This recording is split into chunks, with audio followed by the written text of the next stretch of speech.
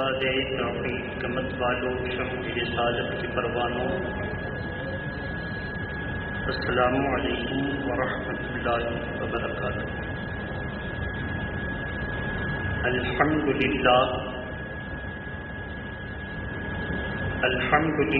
نحمده ونصلي ونسلم على رسوله الكريم، اما بعد فاعوذ باللہ من الشیطان الرجیم، بسم اللہ الرحمن الرحیم۔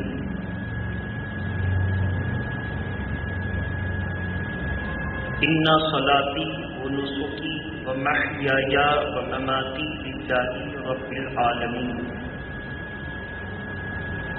صدق اللہ العلی العظیم وبلغنا رسولہ النبی الامین المتین الکریم۔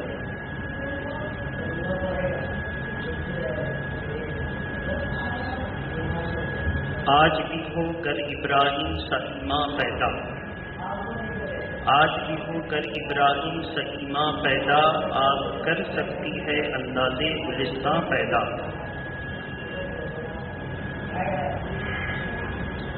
عزیزان ملت اسلامیہ، آج کی اس محفل نور میں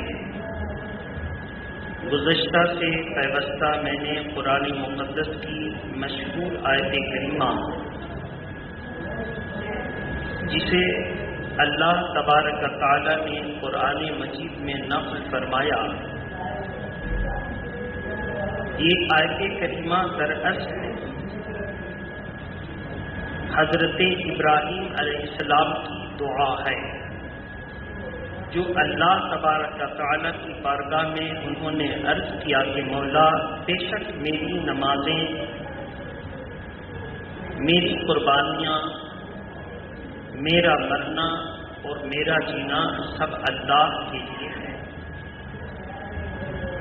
حضرت ابراہیم علیہ السلام کی دعا اللہ نے قبول فرمائی، اور اس جملے کو قرآن مجید کے بارے میں نقل فرما کر پوری دنیا کو یہ بتا دیا کہ محبوبوں کا قول بھی محبوب ہوتا ہے۔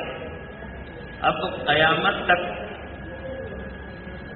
جب تک لوگ باقی رہیں گے تب تک اس آیت کریمہ کی تلاوت ہوتی رہے گی، اور حضرت ابراہیم علیہ السلام کی یاد منائی جاتی رہے گی۔ ابراہیم علیہ السلام اپنے بچے کی قربانی سے جب فراغت پائی تو اب حکم ہوا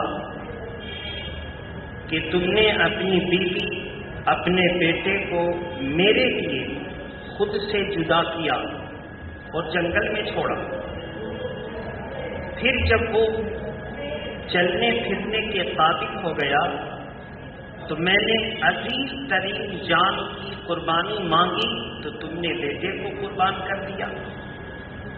تو میں نے یہ فدیہ دیا کہ اس کو ہم قربانی قبول کرتے ہوئے بھی اس کی جان بخش دی، اور اس کے بدلے میں دمبا یا بکرا کو قربان کر کے آنے والوں میں اس سنت کو باقی رکھا۔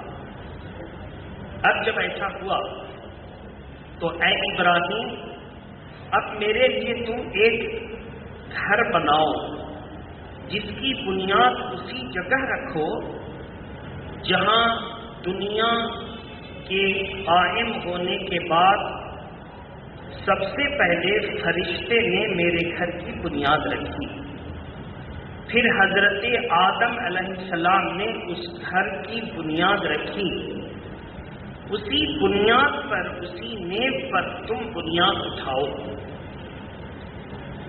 تو حضرت ابراہیم علیہ السلام نے پوری دنیا کے بیچ میں جس نشان کو تلاش کر کر کے مکان بنایا، اسی کو پوری دنیا خانہ کعبہ کہتی ہے۔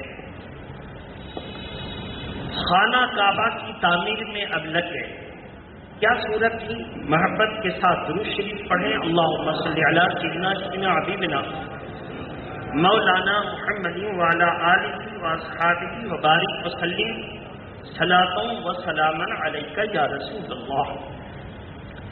خانہ کعبہ کی تعمیر اس طرح ہوئی کہ ابراہیم علیہ السلام معمار کعبہ بنے اور اسماعیل علی نبینا علیہ السلام ان کے معاون بنے۔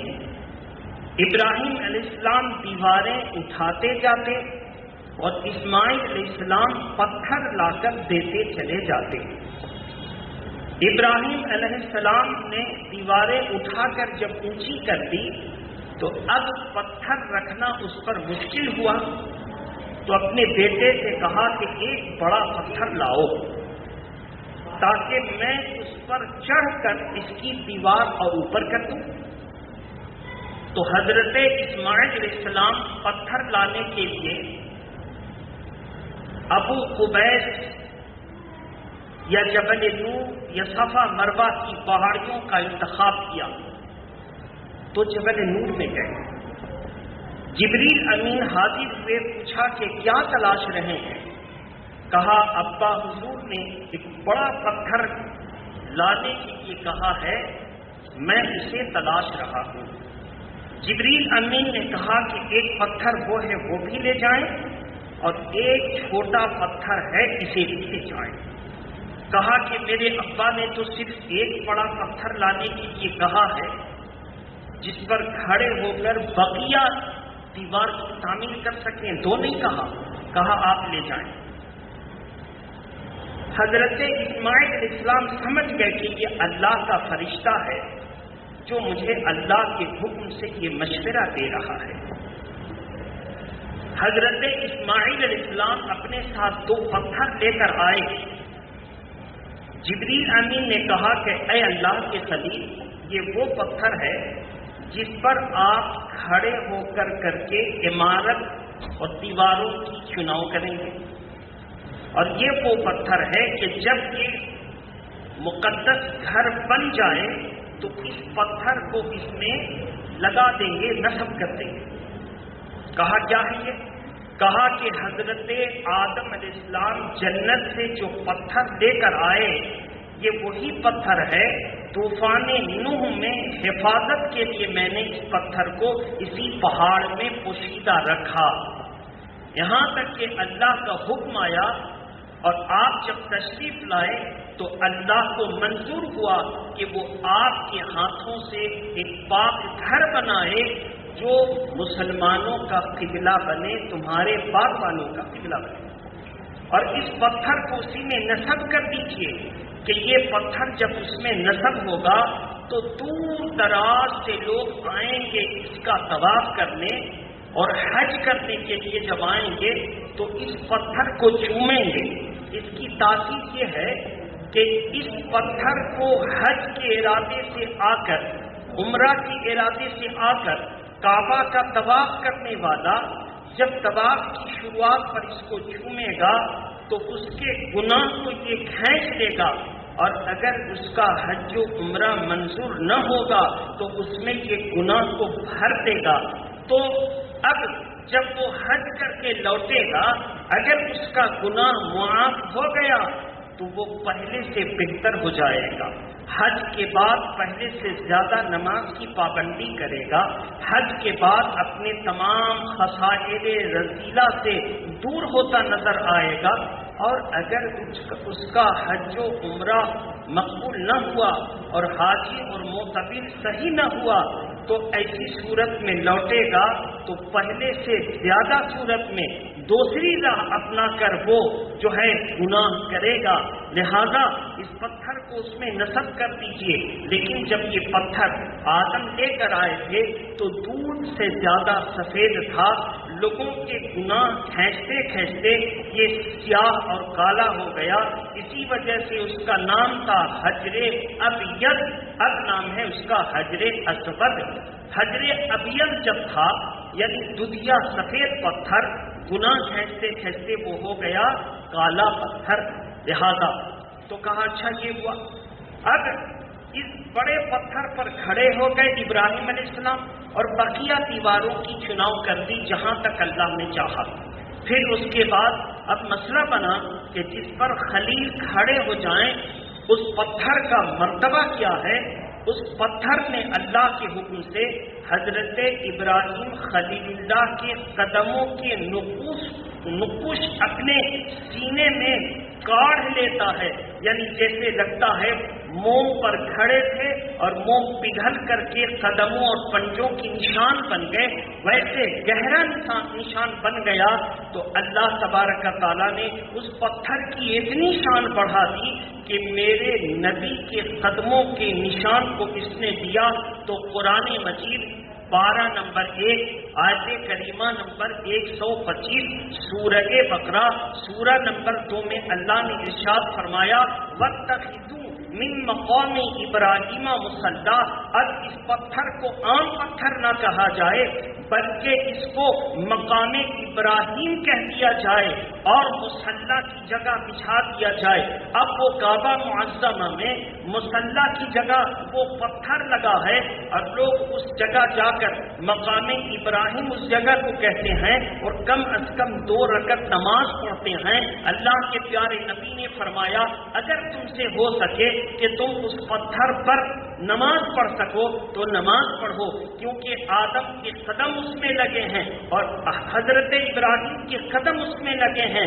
اگر تم نماز پڑھ لو اور تم دعا کرو تو اس کی برکت سے اللہ تمہاری دعا کو قبول فرمائے گا۔ اب بتائیے قرآن مجید نے اس کو کہا وَاتَّخِذُوا مِن مَقَامِ إِبْرَاهِيمَ مُصَلَّى، اس پتھر کو اپنے لیے سجدے گاہ بنا لو، نماز کے لیے مصلی بنا لو۔ اس لیے قیامت تک جب حاجی جائے گا تو اس پتھر پر کھڑے ہو کر نماز پڑھے گا۔ اب تو اس پتھر کو بڑے قرینے سے زمین کے اندر نصب کر دیا گیا ہے اور ماربل وغیرہ اس کے ساتھ سیٹنگ کر دی گئی ہے اور پالش اتنی اچھے طریقے سے کی کہ اگر غور سے آپ کھڑے ہو کر کے دیکھیں تو پتھر کے قدموں کے نقوش نظر آئیں گے۔ تو میرے محترم بزرگ اور دوستو، اسی وجہ سے اہل سنت و جماعت قرآن کی آیت کریمہ کی روشنی میں یہ نتیجہ نکالتا ہے کہ اللہ کے نیک بندوں کی نسبت پتھر پر پڑ جائے تو پتھر مقدس بن جائے، تعظیم گاہ بن جائے۔ اس لیے میرے محترم جب پتھر کا یہ عالم ہے تو جو اللہ کا نیک بندہ ہوگا اس کی عزت و کرامت کا عالم کیا ہوگا۔ اسی وجہ سے ہم اللہ کے نیک بندوں کی قدر کرتے ہیں اور اللہ کے نیک بندوں کی نسبت جس پتھر سے ہو گئی ہم اس کی بھی تعظیم کرتے ہیں۔ پتھر کی اگر کوئی کہے واہ صاحب وہ پتھر ہے اس پر جا کے تم نماز پڑھو گے، اللہ کا اتنا بڑا گھر کعبہ تم کہیں نماز پڑھ لو، لیکن قرآن مجید کی اگر حدیث پاک ہوتی تو کوئی کہتا کہ یہ ضعیف روایت ہے، تو یہ موضوع روایت ہے، تو یہ ایسے اور یہ ویسے، لیکن اب قرآن کی آیت کریمہ ہے اس کو تو کوئی جھٹلا نہ سکے گا۔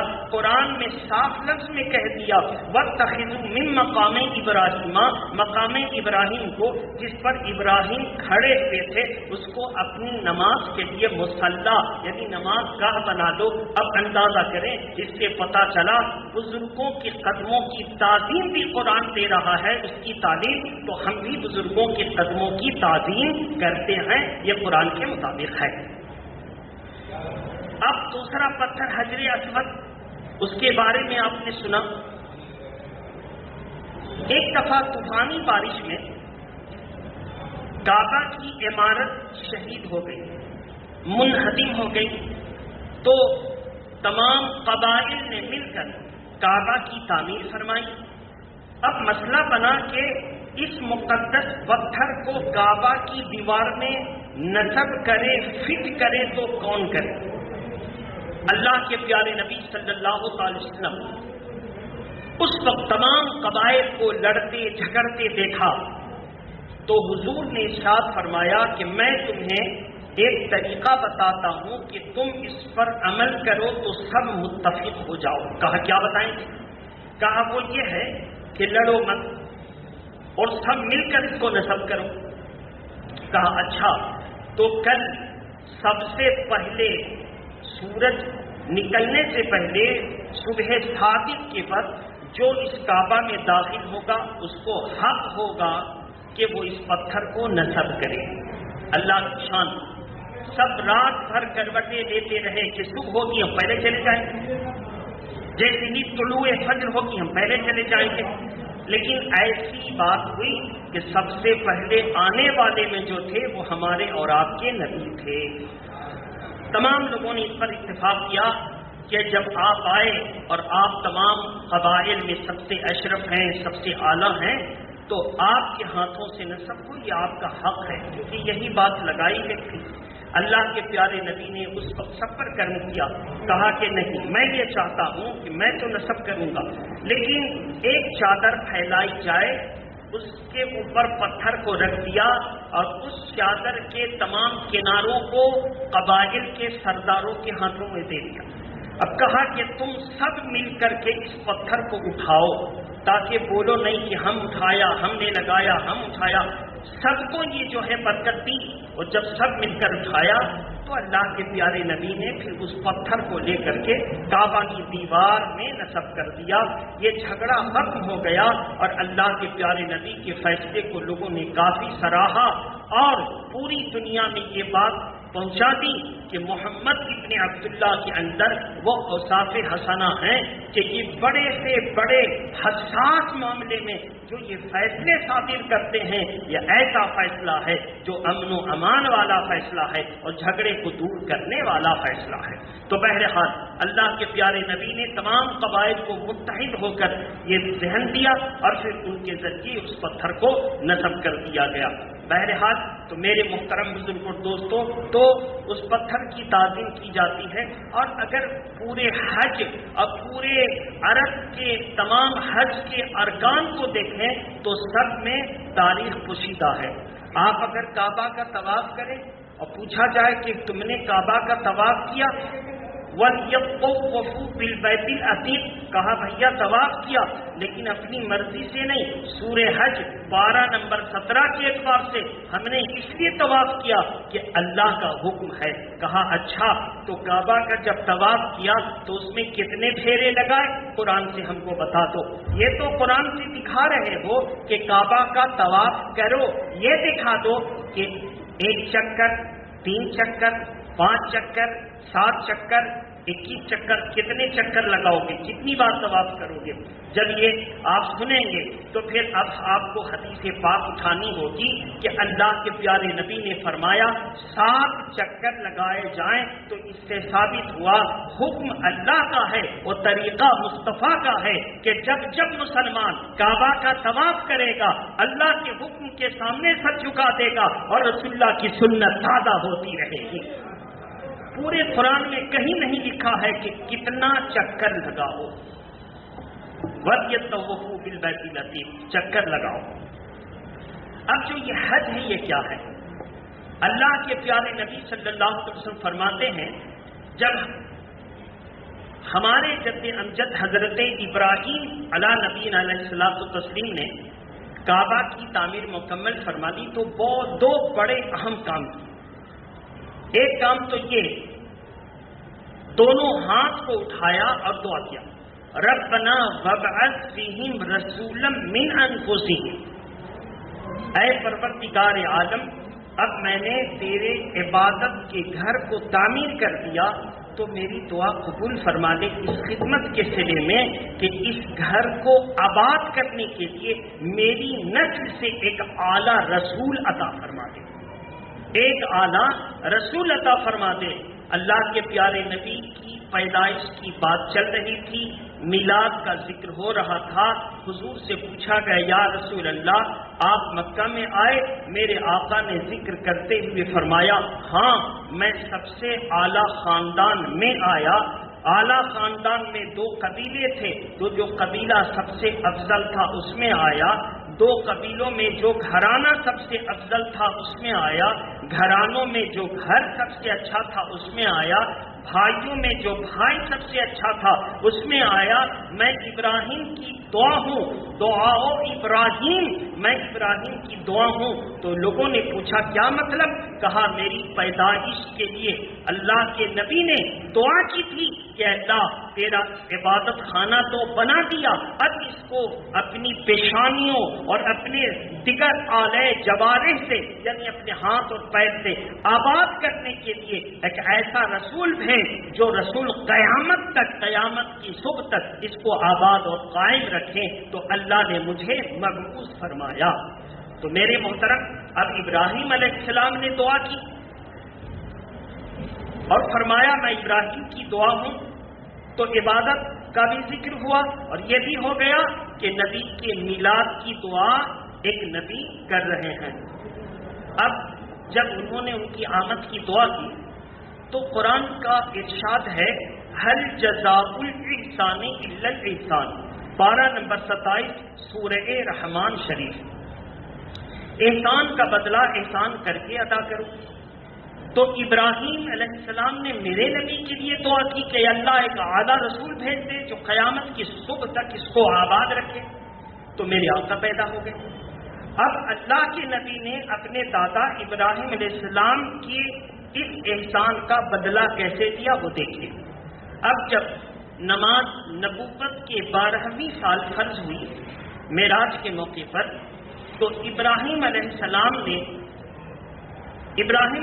کے تعلق سے حضور نے ایک ایسی بات بتائی کہ جب مصلی نماز پڑھے گا ابراہیم علیہ السلام کی یاد آ جائے گی۔ یہ ہے احسان کا بدلہ۔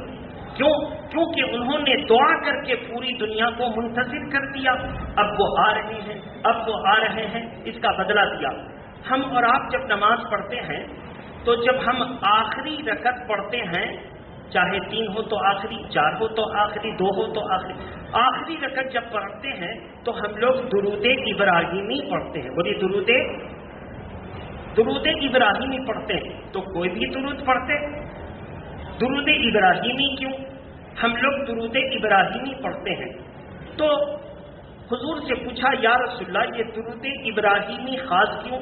کہا کہ میرے دادا ابراہیم علیہ السلام نے میری آمد کی دعا کر کے ایک احسان کیا تھا، تو میں اپنے جد امجد کے احسان کا بدلہ اس طرح دے رہا ہوں کہ اپنی امت کو تعلیم دے دی کہ جب تک تم دنیا میں رہو اور نماز پڑھو تو درود بھی پڑھو تو درود ابراہیمی پڑھو، درود بھی پڑھو تو درود ابراہیمی پڑھو۔ اس لیے ہم لوگ درود ابراہیمی پڑھتے ہیں۔ ایک اشکال ہے اس میں، مشکل بات یہ ہے کہ وہابی کہتے ہیں کہ مولانا صاحب اب آپ صحیح راستے پر ہیں۔ کہا چلو آج تم کو لگا ہے کہ ہم صحیح راستے پر ہیں۔ کہا کیسے؟ کہا کہ آپ اس بات کو مان گئے کہ درود ابراہیمی تمام درودوں میں افضل ہے، تب تو نماز میں اس کو جگہ دی جا رہی ہے۔ اس لیے وہابی اور دیوبندی جب درود پڑھتے ہیں، کوئی وظیفہ وضاحت بھی آپ کو تعلیم کریں، اللہ کرے کہ ان کی تعلیم پر کوئی عمل نہ کرے، تو وہ درود ابراہیمی ہی پڑھنے کو بتائیں گے اور کوئی سا درود نہیں۔ اب درود ابراہیمی تو پڑھیں گے مگر درود ابراہیمی مکمل درود نہیں ہے۔ اللہ کے پیارے نبی صلی اللہ علیہ وسلم پر ایک صحابی نے ایک درود پڑھا تو میرے آقا نے فرمایا یہ مکمل ہے۔ اس میں کیا تھا؟ اس میں تھا صلاۃ و سلامن علیک یا رسول اللہ۔ صلاۃ کا مطلب درود اور سلام کا مطلب سلام، سلامتی کی دعا۔ تو جس میں درود بھی ہو اور سلام، اس کو کیا کہیں گے؟ مکمل درود۔ کیا کہیں گے؟ درود ابراہیمی پڑھو، اس میں کوئی مکمل سلام نہیں ہے، صرف درود کا ذکر۔ اللہم صلی علی محمد وعلی آل محمد کما صلیت علی ابراہیم وعلی آل ابراہیم انک حمید مجید، ایک پارٹ ہوا۔ دوسرا پارٹ اللہم بارک علی محمد وعلی آل محمد کما بارکت علی ابراہیم وعلی آل ابراہیم انک حمید مجید، دونوں مل کر ایک درود، دونوں مل کر کیسے ایک درود؟ ایسا لگتا ہے کہ اس میں دو ہے لیکن ہے ایک، اس لیے کہ درود صلاۃ کا معنی درود، صلاۃ کا معنی درود فارسی لفظ ہے، صلاۃ کا معنی درود۔ تو اللہم صلی علی محمد، بس ایک ہی بار صلی آیا اور دوسرے میں کیا آیا؟ بارک آ گیا۔ کیا آ گیا؟ بارک، اس میں صلی نہیں ہے، تو دونوں مل کر کیا ہو گیا؟ ایک ہی درود ہو گئی۔ اس لیے اب اس میں سلام نہیں ہے اور جس میں درود بھی ہو اور سلام بھی ہو وہ کمپلیٹ درود. تو اب کہیے گا انکمپلیٹ اور ادھوری درود نماز میں کیوں کہا گیا؟ کہا کہ اب سمجھانا پڑے گا. سمجھانا یہ ہے کہ چونکہ نماز میں آپ جب بیٹھتے ہیں تو التحیات میں سلام آ گیا. بولیے التحیات میں، زور سے بولیے. السلام علیکم ایھا النبی ورحمۃ اللہ وبرکاتہ. تو التحیات میں سلام آ گیا. تو اس لیے درود ابراہیمی میں صرف درود اور دونوں مل کے مکمل ہو گیا. لیکن جب ہم اور معاملے میں درود شریف پڑھیں تو جب تک ہم درود اور سلام والا صیغہ استعمال نہ کریں وہ انکمپلیٹ ہی رہے گا، کمپلیٹ نہیں ہوگا، وہ ادھورا ہی رہے گا، مکمل. اس لیے ہم لوگ اور جب سلام پڑھتے ہیں، درود پڑھتے ہیں تو درود و سلام کا صیغہ استعمال کرتے ہیں. لیکن جب ہم نماز پڑھتے ہیں تو درود ابراہیمی پڑھتے ہیں کیونکہ اس میں التحیات میں سلام ہے اور ابراہیمی میں درود ہے، دونوں مل کر کمپلیٹ ہو گئے. اچھا، سلام جب پڑھتے ہیں تو اس میں بھی ہمارے اور وہابیوں اور دیوبندیوں کی فکر میں فرق ہے. اور وہ کیسا فرق؟ ان کی کتابوں کو جب میں نے پڑھا تو کہا کہ جب تم التحیات پڑھو، تحیت کرو، تو اس میں نقل حکایت کرو. کیا کرو؟ نقل حکایت، یعنی خبر پڑھ دو. مثلا اللہ نے فرمایا التحیات پڑھو، حضور نے فرمایا التحیات پڑھو، تو تم التحیات پڑھ دو، بس بات ختم ہو گئی. لیکن اشعۃ اللمعات مشکات کی شرح لکھنے والے عبدالحق محدث دہلوی اعلیٰ حضرت کے دور سے بھی بہت پہلے کے عالم ہیں. انہوں نے حدیث پاک کی کتاب مشکات شریف کی شرح فارسی میں لکھی، اشعۃ اللمعات. اس کو میں نے دیکھا تو اس میں ملا کہ حضرت عبدالحق محدث دہلوی، جن کا مزار پرانوار قطب الدین بختیار کاکی کے مزار کے بغل کے راستے سے اندر گیا ہوا اور وہاں پر ہے وہ دہلی میں، تو انہوں نے فرمایا کہ کیسے پڑھا جائے درود. توجہ سے سنیے گا. کہا کہ جب تو التحیات پڑھ اور وہاں پہ اس صیغے پر پہنچ، صیغہ مانے سینٹینس، جملہ، اس صیغے پر پہنچ کہ جب تو کہہ السلام علیکہ ایھا النبی ورحمۃ اللہ وبرکاتہ، تو واقعہ کو نقل مت کرنا، انشاء کرنا. کیا کرنا؟ اس کو ہم ہلکا کر کے سمجھا دیں. ایک ہے کہ جو عبارت ہے وہ پڑھ کے نکل جاؤ، اور ایک ہے کہ نہیں، عبارت پڑھ کے نہیں نکلنا، تصور کرنا کہ یہ سلام ہم پیش کر رہے ہیں. کیا کرنا؟ تصور کرنا کہ ہم سلام پیش کر رہے ہیں. تو جب تم السلام علیکہ ایھا النبی پر پہنچو تو یہ تصور کرو کہ اللہ کے پیارے نبی سن رہے ہیں اور ہم ان کو سلام کر رہے ہیں.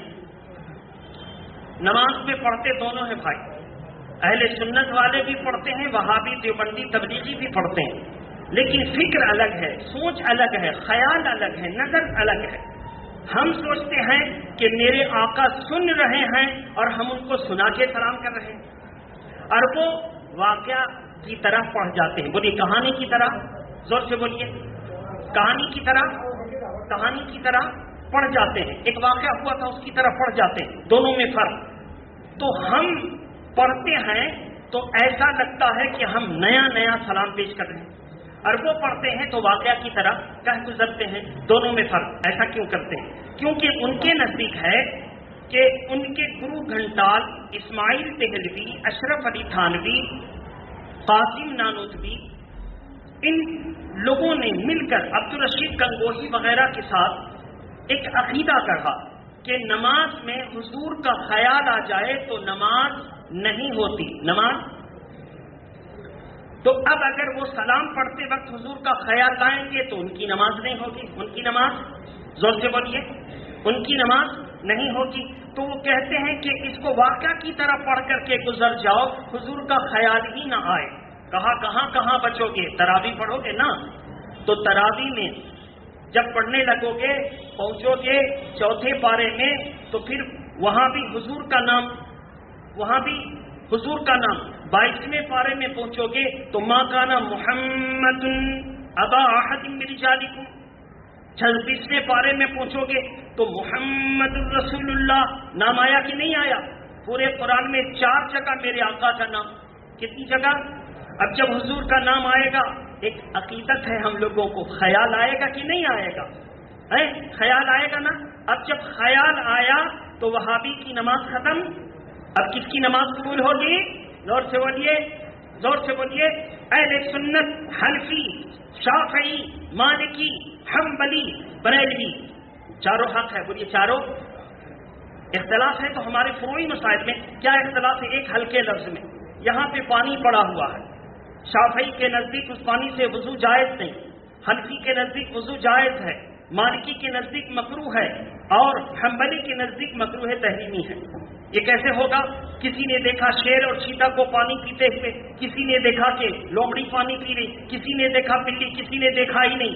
तो जिसने नहीं देखा उसके नजदीक वो पाक है और जिसने दरिंदे को पानी पीते देखा उसके नजदीक नापाक है। इस तरह का इख्तलाफ हमारे यहाँ है। अकीदे का कोई इख्तलाफ, जोर से बोलिए, अकीदे का कोई इख्तलाफ नहीं। अकीदे का इख्तलाफ है तो वहाबियों के साथ है। लिहाजा आपके शहर का कोई आलिम हाफिज वहाबियों के मदरसे में पढ़कर आया और आप उसको समझते हैं कि यह आलिम है, यह हाफिज है, तो याद रखिए उसके हाथ का ज़बीहा हराम, इसलिए कि वो उलमा में फूट तो डाल सकता है लेकिन अपने अकीदे से तौबा नहीं कर रहा है। तो ना उसके हाथ का ज़बह कराएं और ना उसको मुक्तदा मौलवी और हाफिज कहें कि जिसका अकीदा बेकार हो गया, कोई अमल काबिल कबूल नहीं है। इस तफसील की रोशनी में अब आप अपना ईमान बचाइए तो आपका भला, और ईमान न बचाकर वहाबियों के साथ घाल मेल मिलना जुलना कीजिए तो उसके जिम्मेदार आप। जब कयामत के दिन कोई दामन मेरा न पकड़ सकेगा कि आपने हमको नफा और नुकसान नहीं बताया था। ये पूरी हफ्ता भर की मेहनत मैंने आपके सामने रख दी कुरान और हदीस की दलील से कि हम भी सलात व दुरूद पढ़ते हैं नमाज में, मगर ये समझते हैं कि हुजूर पर भेज रहे। वो ऐसा नहीं करते, वो कहते हैं हुजूर का याद आ जाए, हुजूर की याद आ जाए, उनका ख्याल आ जाए तो नमाज टूट जाती है। अब जिसकी नमाज टूट जाए उसके पीछे नमाज होगी, जोर से बोलिए, उसके पीछे नमाज होगी तो चाहे वो यहाँ पढ़ाए तो नमाज नहीं होगी, और मक्का शरीफ में काबा और हरम में पढ़ाए तो वहाँ नमाज नहीं होगी। तो बोलेंगे कि आप ऐसा कह रहे हैं, वहाँ तो वो लोग है, अगर गलत होता तो अल्लाह अपने काबा में क्यों जगह देता? तो जवाब, यजीद हक पर था या बातिल पर? जोर से बोलिए, हक पर था या बातिल पर? यजीद ने वहां, यजीद के फौजियों की तरफ से यजीद के मुंतखब करदा इमाम ने काबा और मदीना शरीफ की मस्जिद में इमामत की, और जिस वक्त यजीद के हुक्म से इमामत हो रही थी उसके इमाम की, तो कोई सहाबी, कोई ताबेई नमाज, जोर से बोलिए, जोर से बोलिए, नहीं पढ़ते थे, उसके पीछे नमाज नहीं पढ़ते थे। अब बोलिए कि अगर यजीद बातिल पर होता तो अल्लाह काबा का इमाम कैसे बना देता? यजीद अगर बातिल पर होता तो अल्लाह मस्जिद नबवी का इमाम, क्या कहेंगे आप? कभी जुर्रत नहीं कर सकेंगे। तो मेरे मोहतरम, खुलकर हमने साफ कह दिया है, अपनी कुर्बानी बचाएं, अपना ईमान बचाएं। हमारा और आपका ताल्लुक ये है कि हम आपके ईमान के बचाव के लिए अपनी भी हिफाजत करें, और चूंकि हम बाजारी लोग नहीं हैं, हमको जिम्मेदारी दी गई, क्या दी गई? जिम्मेदारी दी गई है, तो सारे लोग मेरे सर को उखली में रख करके मारे कुछ ने, लेकिन हम तो वही कहेंगे जो अल्लाह और उसके रसूल का हुक्म है कि मोहम्मद से वफा तूने तो हम तेरे हैं, ये जहां चीज है क्या लौहो कलम तेरे हैं। वाखिर दावाना अनिल हम्दुलिल्लाहि रब्बिल आलमीन। अस्सलामु अलैकुम। खड़े हो जाएं और सफ़े दुरुस्त